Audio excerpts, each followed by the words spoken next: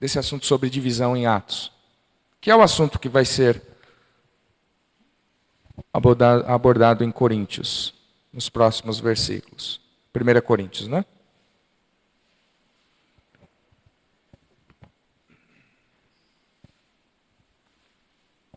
Nós temos aqui, nesse trecho em Atos dos Apóstolos, também uma divisão que acaba acontecendo entre os líderes.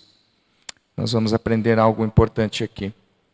Vamos ler versos 36, capítulo 15, né? Atos 15, 36 a 41.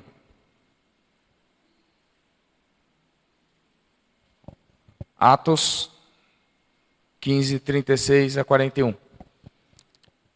Leamos com fé a palavra do nosso Deus, que diz: Alguns dias depois, Paulo disse a Barnabé: Vamos voltar e visitar os irmãos em todas as cidades nas quais anunciamos a palavra do Senhor, para ver como estão. Barnabé queria levar também João, chamado Marcos, mas Paulo não achava justo levar aquele que tinha se afastado deles desde a Panfilha, não os acompanhando no trabalho. Houve tal desavença entre eles, que vieram a separar-se. Então Barnabé, levando consigo Marcos, navegou para Chipre. Mas Paulo, tendo escolhido Silas, partiu encomendado pelos irmãos à graça do Senhor, e passou pela Síria e Cilícia, fortalecendo as igrejas.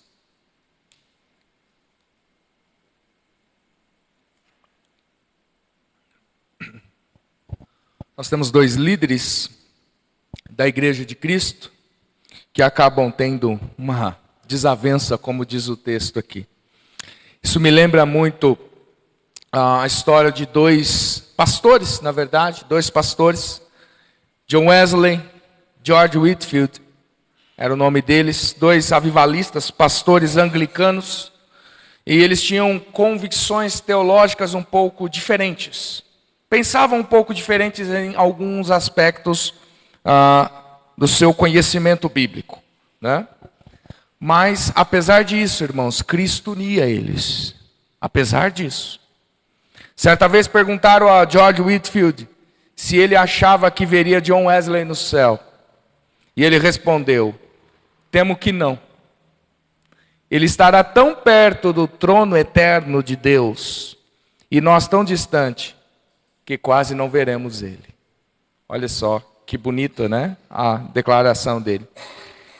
Também, após a morte de Whitefield, pastor Whitefield, uma mulher assistia o sermão de Wesley, e ao término do sermão dele, da pregação dele, ela perguntou se ele acreditava que veria Whitefield no céu.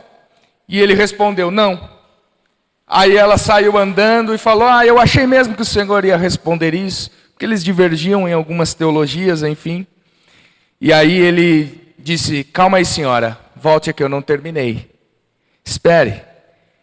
Quando eu chegar no céu, Whitefield estará tão perto do trono da graça de Deus, que um pobre pecador como eu nunca conseguirá, talvez, ter um vislumbre dele quando eu chegar lá. De tão perto que ele estará perto de Deus. Então, olha só como, apesar das diferenças, eles estavam unidos em Cristo. Eles criam no mesmo céu, criam que estariam no mesmo céu, apesar de terem certas diferenças. É muito bonito, irmãos. É muito bonito ver isso. As diferenças secundárias, né, claro, não primárias do Evangelho, nunca deveria interferir na nossa comunhão como igreja de Cristo. Nunca, nunca. Tem irmãos que acabam brigando com outro, discutindo, às vezes por coisa tão pequena. Nós estamos falando de Pedro, né, nessa manhã, e ele cortou a orelha de Malco. O texto não fala que orelha que é, se é a direita, se é a esquerda, mas tem gente que discute e briga se foi a esquerda ou se foi a direita. Tem outros que brigam se Adão tinha umbigo, se Adão não tinha umbigo, que isso vai mudar na sua vida, né? São coisas que É brincadeira, parece brincadeira, mas tem gente que acaba, às vezes, discutindo por coisas tolas, assim, que não faz nenhum sentido.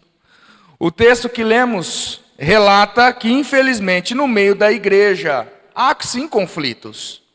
Acontece sim conflito entre os irmãos. Nesse caso em específico, foi entre Paulo, o apóstolo Paulo, e Barnabé, que acompanhava ele, ou foi o companheiro principal na sua viagem, sua primeira viagem missionária.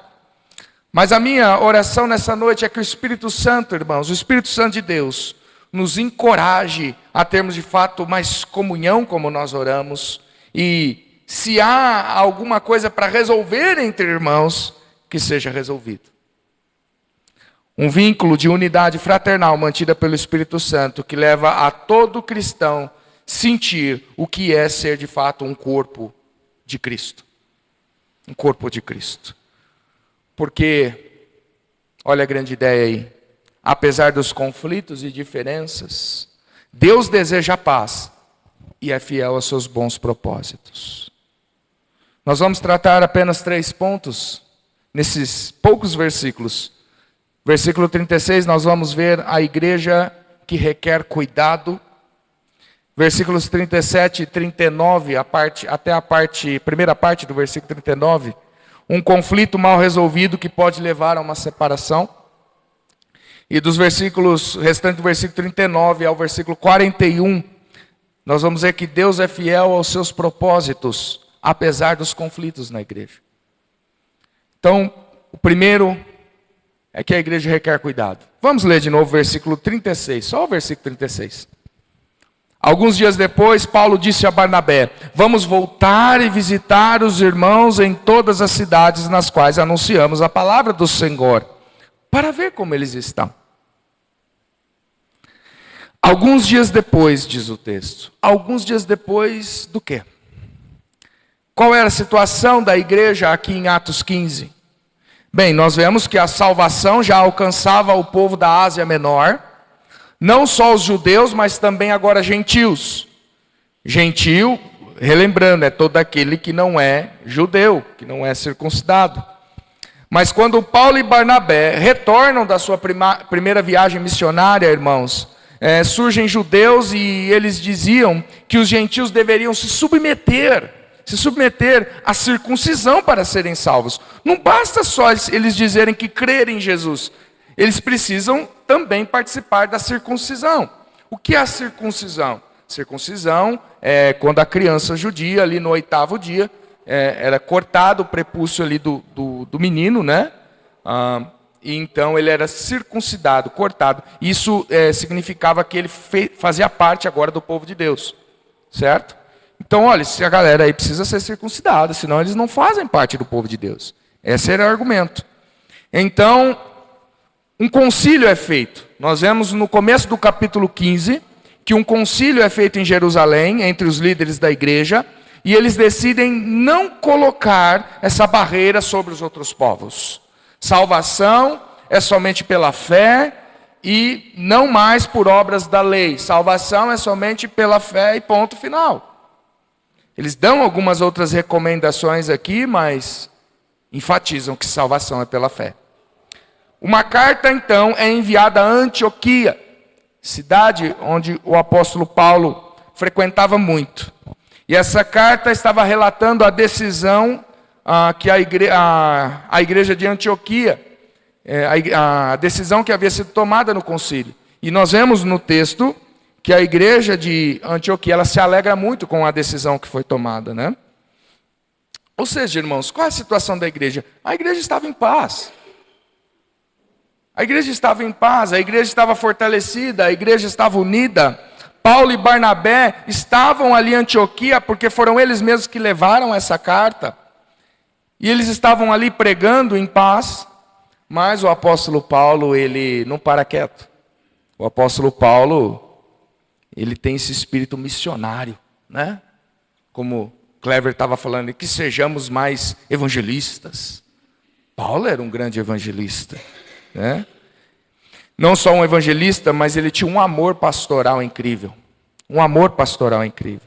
Paulo, então, ele quer voltar e visitar todas as igrejas por onde eles já passaram na sua primeira viagem missionária. Ele já fez isso outra vez, em Atos capítulo 14, versículo 21. Ele volta para Listra, para Icônio e para Antioquia. Mas agora ele quer retornar e ver como é que as igrejas estão. Paulo está preocupado. Ele tem essa preocupação. Eu quero ver como eles estão. Porque Paulo não só queria ver a situação da fé deles, mas também queria levar essa notícia que foi tomada no concílio para que as outras igrejas também soubessem do que era necessário para os gentios, né, na fé em Cristo Jesus. Paulo não se acomoda, irmãos. Paulo não se acomoda. Ele ama as ovelhas do Supremo Pastor Jesus. Ele tem esse cuidado pastoral, esse anseio missionário. E nós também devemos ter isso uns pelos outros. Nós devemos nos encontrar assim, ativos, não acomodados. E os membros da igreja, você tem que se preocupar também com seus irmãos. Às vezes você não precisa ir até uma outra cidade para ver como seu irmão está. Às vezes você não precisa viajar para longe como Paulo tinha para ver como seu irmão está na fé. Você pode hoje, tem tanta facilidade, você pode fazer uma ligação, você pode fazer uma visita.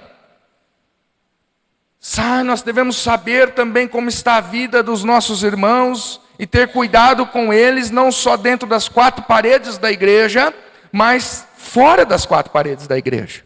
Um cuidado. A igreja requer cuidado, não só do pastor, que a alimenta com a palavra de Deus, mas uma ovelha mais forte, uma ovelha mais madura, também pode ajudar outra que está mais fraca. É o pastoreio mútuo que deve acontecer dentro da igreja. Eu sei que nós às vezes nos desdobramos e queremos o bem do povo de Deus, mas que o comodismo, irmãos, nunca venha tomar conta em nosso meio. Jamais, jamais. Que Cristo nos fortaleça para sermos ousados e para cuidarmos uns dos outros, confiantes na obra que Ele tem nos confiado, assim como Paulo foi. Zeloso, responsável, não acomodado, não negligente. Bom, a igreja em Antioquia então estava em paz, nova missão sendo iniciada, Paulo sente no coração de iniciar então essa nova missão de revisitação das igrejas, e Paulo chama Barnabé, para voltarem a fortalecer as igrejas. Irmãos, mas sempre quando as coisas estão bem demais, sempre quando as coisas parecem, nossa, está tudo tão bem, sempre surge um novo desafio. Sempre tem um desafio novo. É assim, não é? E aí nós entramos no nosso segundo ponto, que é um conflito mal resolvido, que pode levar à separação. Versos 37 a 39. Diz assim o texto. Barnabé queria levar também João, chamado Marcos. Mas Paulo não achava justo levar aquele que tinha se afastado deles desde a Panfilha, não o acompanhando no trabalho. Aí o versículo 39. Houve tal desavença entre eles, que vieram a separar-se. Vemos então que surge um impasse para essa viagem missionária. Barnabé quer levar quem? Seu primo, Marcos. Na verdade o nome dele é João Marcos, né? Quem é esse Marcos? Você já leu o Evangelho de Marcos? É o mesmo Marcos que escreveu o Evangelho, ok? Eu acho que, olhando assim, que problema teria de levar Marcos? Que problema teria? Na verdade, o reino de Deus está tão escasso de obreiros, tão escasso de mão de obra. Quanto mais pessoas, melhor. O reino de Deus precisa de mais trabalhadores. Porém, parece que Paulo não está pensando bem assim nesse momento, né? Ele não estava com esse pensamento nessa situação. Versículo 38, Paulo diz, não é justo levar aquele que tinha abandonado eles na primeira viagem missionária. Abandonou eles desde a Panfilha. Aonde está escrito isso? Paulo está relatando aqui, mas aonde está? Quando aconteceu? Atos capítulo 13, versículo 13. Se você volta aí uma página na sua Bíblia. Atos 13, 13. Diz assim: E navegando de Pafos, Paulo e seus companheiros viajaram a Perge da Panfilha. João, e esse aqui é o João Marcos, né? Porém, deixando-os, a ideia aqui é de abandonando-os, deixando-os, voltou para Jerusalém. Ele abandonou eles na viagem e voltou para Jerusalém. O problema aqui, irmãos, é que o autor não diz por que Marcos abandonou eles. Não diz, o texto não diz. Lucas, que é o autor de Atos, ele tem o interesse de retratar a história. Ele não explica o porquê ou as motivações de fato que aconteceram todas as coisas. Nós não sabemos o que se passou no coração de Marcos. Mas Paulo, a opinião do apóstolo Paulo é: não é justo. Não é justo Marcos ensinar e pregar conosco novamente nessa nova jornada, nessa nova viagem. Sendo que ele nos abandonou no início. A ideia de Paulo aqui é: ele quebrou nossa confiança. Este não nos acompanhou no trabalho, na obra quando nós precisamos. Esse é o argumento do apóstolo. Eu quero deixar bem claro, irmãos, que aqui eu não estou defendendo o apóstolo Paulo, porque eu não vejo que o texto de fato defende com unhas e dentes o apóstolo Paulo. Porque pode ser, que Paulo esteja até exagerando. Até porque nem o autor está defendendo um ou outro, ele só está registrando, descrevendo o que houve. Eu não quero também ser injusto com Marcos, mas, irmãos, pela opinião que o apóstolo Paulo diz não é justo, isso nos leva a nos inclinar a pensar que Marcos talvez não tinha um motivo tão saudável assim para poder ter deixado eles da primeira vez. Alguns dizem que Marcos possa ter deixado eles porque não era mais Barnabé que estava na liderança. A partir daquele texto, nós vamos ver que é Paulo que vai tomando a liderança. E é natural isso, através dos dons que Deus tinha dado a Paulo, né, que não tinha dado a Barnabé. E Paulo toma a frente da missão, e talvez isso pode ter chocado Marcos. Espera aí, tirou meu primo à frente do trabalho? Possa ser, não sabemos. E pensando em Marcos, quantos de nós, às vezes, recebemos convites também para servirmos na obra de Deus? E vamos ser sinceros, irmãos, conosco mesmo. Às vezes nós damos umas desculpas tão fúteis, né? Não, às vezes não são uns motivos tão plausíveis assim. Eu não estou dizendo que não há motivo plausível, que não há motivo urgente.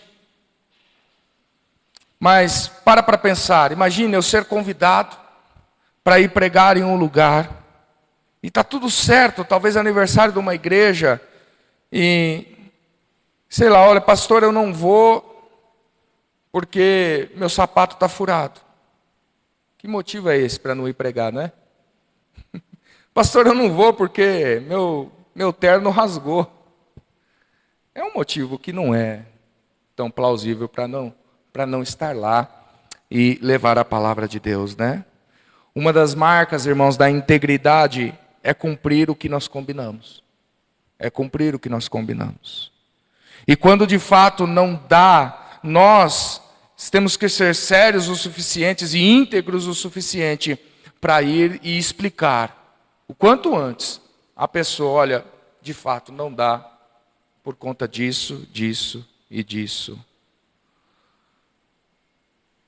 Já parou para pensar nas oportunidades que você tem para servir na nossa própria igreja? Somos eleitos pela igreja. Eu só estou aqui porque, é claro, por eleição de Deus, mas porque a igreja também me elegeu como pastor. Não foi, eu falei, eu vou ser pastor e agora eu vou entrar aqui e vou ser pastor. Não foi assim. Nós temos essas oportunidades e chamados para estar no serviço de Deus, seja na liderança, seja para assumir funções, tesouraria, líder, diácono, líder de jovens. Grupo de louvor. Estamos com um grupo de louvor bem? O grupo de 1. Amém, por enquanto. Por enquanto. Mas a ideia, irmãos, é estarmos dispostos a servir. E às vezes, imagina, você tem esses compromissos e nós precisamos de você, porque às vezes numa igreja pequena como a nossa, é você que tem que estar ali, não tem às vezes mais ninguém para te substituir. Igreja pequena, infelizmente, é assim. É você que tem que estar. E aí às vezes acaba acontecendo da pessoa desistir, às vezes nem liga avisando, nem fala que vai atrasar, como faz as coisas com desleixo. Não estou dizendo que acontece isso aqui, irmãos. Eu estou falando que eu já ouvi em outros lugares, também já até vi. Às vezes não dá satisfação, não acompanham os outros no trabalho a qual eles foram escalados, foram chamados. Quando assumimos compromissos com a igreja de Deus, preste atenção nisso. Quando você assume compromisso com a igreja de Deus, você não está assumindo compromisso com homens, com mulheres. Você está assumindo compromisso com o próprio Deus. É a igreja de Deus, não é do pastor Alexandre. Nunca faça a obra de Deus de qualquer forma. Faça o que você pode, com o que você tem, aonde você estiver. E se você se sentir incapaz, lembre-se que é a graça de Deus que te sustenta. É a graça de Deus que te capacita. Quem de nós é suficiente para as coisas do Senhor? Nenhum. Nenhum de nós. Nenhum de nós. Mas é Deus quem nos capacita. Uma outra lição que eu vejo nesse texto é o dever de analisar. Analisar. Avaliar se de fato aquele que acabou falhando, errando, furando, como foi o caso de Marcos. Se de fato ele se arrependeu de verdade. Se de fato, depois daquela situação, a pessoa amadureceu, cresceu, para então ser de novo colocado naquela posição. Porque o que você vê por aí, tantos escândalos, eu digo agora no meio pastoral, o pastor vai lá, comete um pecado escandaloso, dali um mês ele tá de banco, dentro de um mês ele está no púlpito de novo, como se não tivesse acontecido nada. Você acha que houve mesmo um tempo de arrependimento, de correção, de cuidado na vida deste homem para... Estou dando um exemplo aqui, um exemplo. É devido a analisar, irmãos. Nós devemos analisar o quanto a pessoa tem que ser tratada. Às vezes nada melhor que o tempo para tratar uma pessoa. O tempo. Não só de Marcos, mas aqui dentro do contexto também de Paulo. Quem sabe Paulo estava com dificuldade de perdoar Marcos, porque Marcos abandonou ele lá na primeira viagem missionária. Quem sabe? Não só Marcos precisava de um tempo para se arrepender e estar disposto, olha, eu estou com vocês, e para onde vocês forem, eu não vou abandonar vocês. Como também Paulo, talvez tirar algum rancor, alguma mágoa que ficou de algo que aconteceu lá atrás. Porém, olha como vemos futuramente o amadurecimento dos dois, né? Porque essa história também não termina aqui. Essa história não termina aqui. Quando nós vemos outras cartas do apóstolo Paulo, nós vemos o carinho e nós vemos a atenção que o apóstolo Paulo tem por Marcos. Por exemplo, Paulo recomenda às igrejas que recebam bem Marcos, João Marcos. Ele diz em Colossenses capítulo 4, versículo 10. Aristarco, que está preso comigo, manda saudações. E também Marcos, primo de Barnabé, ele fala. A respeito dele, vocês já receberam instruções. Se ele for até aí, recebam muito bem. Isso foi bem depois dessa situação. Paulo diz ainda em 2 Timóteo capítulo 4, versículo 11. Olha o que Paulo vai falar sobre o ministério de Marcos. Ele vai falar, somente Lucas está comigo. Encontre Marcos e traga-o junto com você, pois ele é muito útil para o meu ministério. Nesse momento, não. Futuramente ia ser muito útil. O tempo tratou. O tempo tratou Marcos, o tempo tratou Paulo. Às vezes o tempo é o remédio saudável que precisa se ter na igreja para restaurar plenamente os conflitos, para amadurecer ambos os lados, para maior comunhão, resultando ainda em mais edificação para a glória de Deus. Às vezes é o tempo, o remédio. Mas nesse momento aqui, irmãos, a coisa foi feia. Olha o que diz novamente o versículo 39, né? Houve tal desavença entre eles que vieram a separar-se.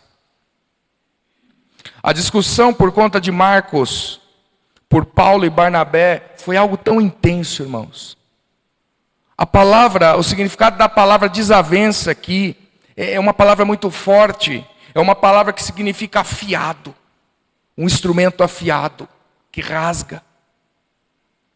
Não foi uma simples conversa. Ô, meu irmão, não. O negócio aqui foi discussão. A coisa foi séria. Foi tão afiado como uma navalha.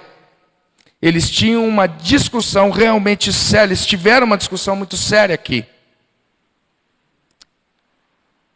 Os irmãos sabem que antes de eu me tornar, ou melhor, antes de eu ir para o seminário, né? Antes de me tornar pastor, é claro. Eu trabalhei muito com elétrica. Elétrica predial, residencial, enfim. E eu vejo a situação de Paulo e Barnabé aqui como se fosse uma rede elétrica. Numa rede de 127 volts, você tem a fase e o neutro, né? Passando.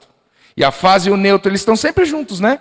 Se tirar um, não funciona uma tomada, não funciona uma lâmpada, não funciona nada. Estão sempre juntos. É o caso aqui, Paulo e Barnabé, sempre juntos nas viagens. Mas quando um fio, você pega uma fase e um neutro, um fio está desencapado, e o outro também, rela no outro para você ver. O que acontece? Sai faísca. Dá choque. Dá curto. Dá, dependendo da potência ali, passando da tensão, dá até explosão. É o que está acontecendo aqui, meus irmãos. Com Paulo e Barnabé.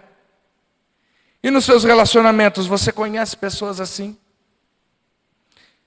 Pensam diferente, os dois dizem ter razão, já se afastam só por mínimas coisas, não querem conversar mais, já vai para o teu lado, eu fico no meu. Não, pastor, isso não acontece dentro da igreja. Será? Será? Às vezes decisões tomadas na igreja, haverá decisões que às vezes a situação vai ficar tensa. Às vezes até mesmo numa assembleia, nós não sabemos. Às vezes por conta de decisões até pequenas, as pessoas fazem tempestade em um copo d'água. Fios se chocando, saindo faísca para todo lado. Eu não estou dizendo, irmãos, que nós devemos ser afiados igual Paulo e Barnabé nas nossas decisões.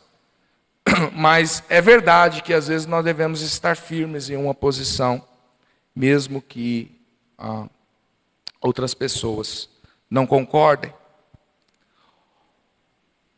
Quer ver uma coisa que aconteceu há uns anos, que deu muita divisão e muita faísca e muita explosão dentro da igreja? Política. Política. Até hoje ainda tem, mas teve uma época aí que até pastores, a pregação deles só faltava colocar o nome do partido na tela, porque ele só falava de política. Entrou e se infiltrou tanto na igreja que Cristo não era mais visto dentro da igreja e o povo se degladiava. Uns eram da direita, os outros da esquerda e o negócio pegando fogo. O povo não conseguia adorar a Deus. Deus não era glorificado nessas coisas de maneira alguma. De maneira alguma. Irmãos, é difícil, mas pode acontecer. Mas louvado seja Deus. Louvado seja Deus. Porque tudo coopera para o bem daqueles que amam a Deus. Apesar das nossas dificuldades.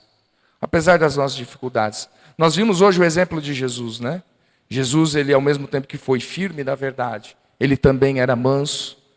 Ou melhor, ele é manso e é humilde. Nós também devemos nos manter assim nas nossas posições. Mas mesmo se às vezes as coisas saírem do controle e sair faísca, Deus é bom conosco. Ele nos ama e nós o amamos.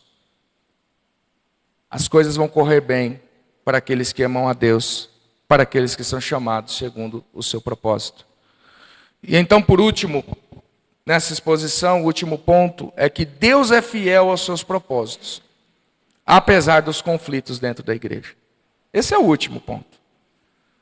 Olha aí a partir do metade do versículo, parte B do versículo 39, até o versículo 41. Então Barnabé, levando consigo Marcos, navegou para Chipre. Mas Paulo, tendo escolhido Silas, partiu encomendado pelos irmãos à graça do Senhor. E passou pela Síria e Cilícia, fortalecendo as igrejas. Fortalecendo as igrejas. O texto é bem direto. Eles se separaram.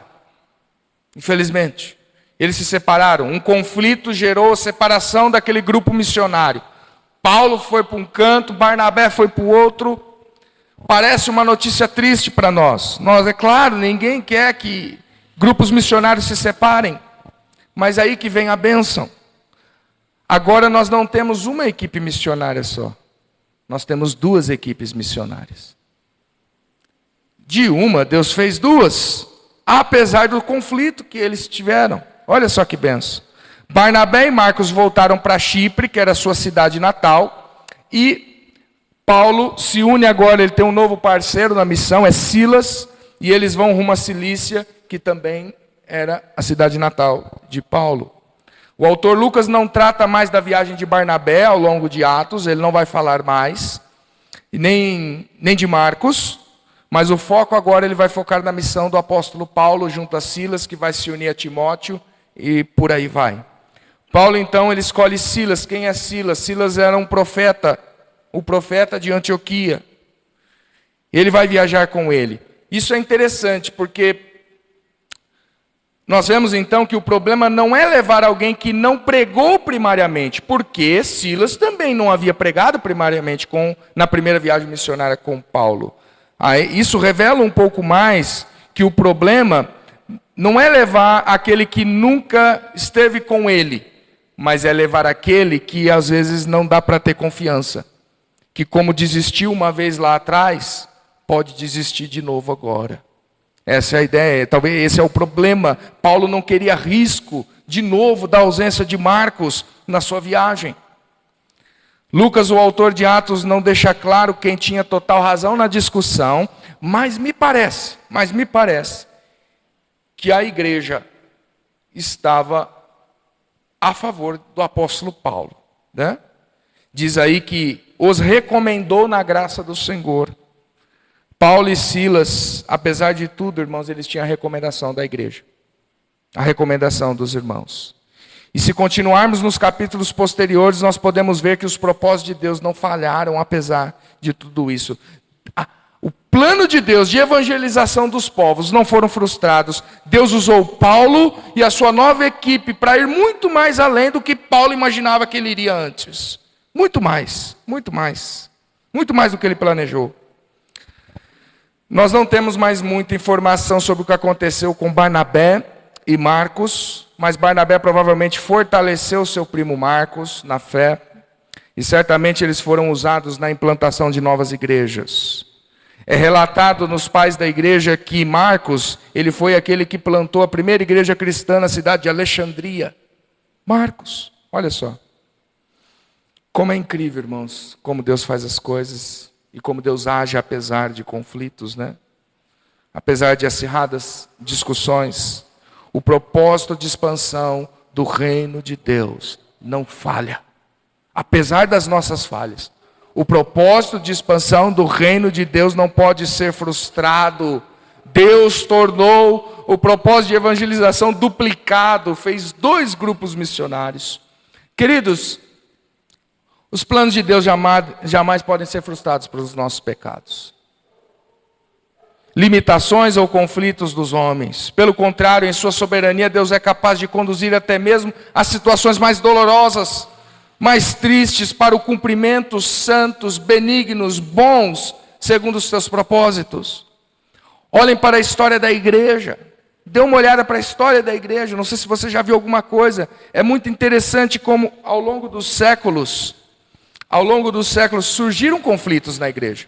E muitos conflitos. Não foram poucos. Perseguições e até mesmo separações. Ainda assim, Deus continuou edificando a sua igreja e levando o evangelho. Apesar de nós termos hoje várias denominações que vieram de separações, sim, e muitas de conflitos, Deus não deixou de usar. Deus usa o pentecostal, Deus usa os batistas, Deus usa os presbiterianos, Deus usa, apesar dessas divisões. Da mesma forma, nós também divergimos em questões secundárias, às vezes na nossa teologia, ou na filosofia ministerial, enfim. Porém, enquanto permanecermos unidos no verdadeiro evangelho, em Jesus Cristo, nenhuma limitação humana poderá impedir que Cristo continue edificando a sua igreja. Nenhuma. Aliás, essa não é a primeira vez que nós vemos isso na Escritura. Desde o início da história da salvação, da redenção, Deus mostra que os pecados e os conflitos humanos nunca conseguem impedir os planos de Deus. Muito pelo contrário, Deus transforma aquilo que parecia derrota, aquilo que parecia que não ia dar em nada, em instrumento para cumprir a sua vontade. Aonde nós vemos isso, por exemplo? Na situação de Abraão e seu sobrinho Ló. Lembra da história? Eles eram homens que serviam ao mesmo Deus, eles caminhavam juntos, desfrutavam da mesma comunhão. Contudo, chegou um momento em que surgiu um conflito entre os pastores deles. Surgiu um conflito. A convivência se tornou difícil e a separação parecia inevitável. Mas observe a postura de Abraão. Em vez dele alimentar uma disputa, ele buscou a paz. Abraão buscou a paz. Gênesis 13, 8 diz: Então disse Abraão a Ló: Não haja contenda entre mim e ti, e entre os meus pastores e os teus pastores, porque nós somos irmãos. Irmãos. Abraão preferiu abrir mão dos seus propósitos, dos seus direitos, a fim de preservar a paz entre os irmãos. Ló escolheu a região que parecia mais vantajosa, os campos mais bonitos aos olhos humanos, enquanto Abraão permaneceu aonde Deus havia colocado. Aos olhos dos homens, Abraão parecia ter perdido. Mas Deus transformou aquela separação em ocasião para reafirmar suas promessas a Abraão. Gênesis 13, versículos 14 e 15 diz: Disse o Senhor a Abraão, depois que Ló se separou dele: Ergue agora os olhos, disse para Abraão, ergue os olhos, Abraão, porque toda esta terra que você vê, eu te darei, a ti e à tua descendência, para sempre. Para sempre. A separação não interrompeu o quê? Os planos de Deus. Não interrompeu. Pelo contrário, depois dela, Deus confirmou novamente a sua aliança com Abraão e continuou conduzindo a história conforme havia determinado desde o princípio. A separação não interrompe os planos de Deus. Deus é soberano. Da mesma forma, em Atos 15, Paulo e Barnabé tiveram uma forte divergência e seguiram caminhos diferentes, melhor dizendo. Entretanto, o evangelho continuou avançando, porque os propósitos de Deus não podem falhar. O texto que nós lemos no começo do culto, Efésios, capítulo 2, fala de como Deus, em Cristo Jesus, desfez todo tipo de separação. Todo tipo de separação. Essa história, irmãos, que nós vemos aqui, ela aponta para algo muito maior, muito maior. Diferente de nós, Cristo nunca alimentou contendas pecaminosas. Todos os embates que Jesus acabou tendo, nunca foi pecaminoso por parte dele. Ele é o verdadeiro príncipe da paz, diz Isaías 9:6. Enquanto nós produzimos divisões por causa do pecado humano, Cristo veio produzir reconciliação por meio da cruz. Por meio da cruz. Na cruz, Jesus suportou toda a inimizade dos homens contra Deus. Ali Deus transformou o maior pecado da história, a crucificação do seu Filho, no maior bem já realizado na história, a salvação dos pecadores. A nossa salvação. É por isso que Efésios 2,14, como nós lemos, diz: porque Ele é a nossa paz. Ele traz a paz. Ele derruba as paredes da separação. Ele nos faz um corpo com Cristo. Em Cristo, Deus reconcilia pecadores consigo mesmo e também une pessoas que estavam separadas, sejam gentios e judeus, sejam das mais diversas classes de pessoas. Por isso, nosso chamado, irmãos, é viver na paz de Cristo. É viver na paz de Jesus, a paz que Ele conquistou para nós. Percebam então que o grande ensinamento das Escrituras é que, apesar dos conflitos, apesar das nossas diferenças, Deus permanece fiel nos seus propósitos. Em Cristo Jesus. Ele produz uma paz que os conflitos humanos jamais poderão destruir. Jamais. Maior é Cristo, que nos reconciliou com Deus e uns com os outros, do que qualquer conflito que tente nos separar. Maior é Deus, irmãos. Apesar das nossas desavenças, Deus, em seus propósitos, ainda nos une a Cristo Jesus e cumpre seus propósitos de salvação. Amém? Vamos orar? Querido Deus, obrigado ao Pai, mais uma vez pela exposição da Tua palavra.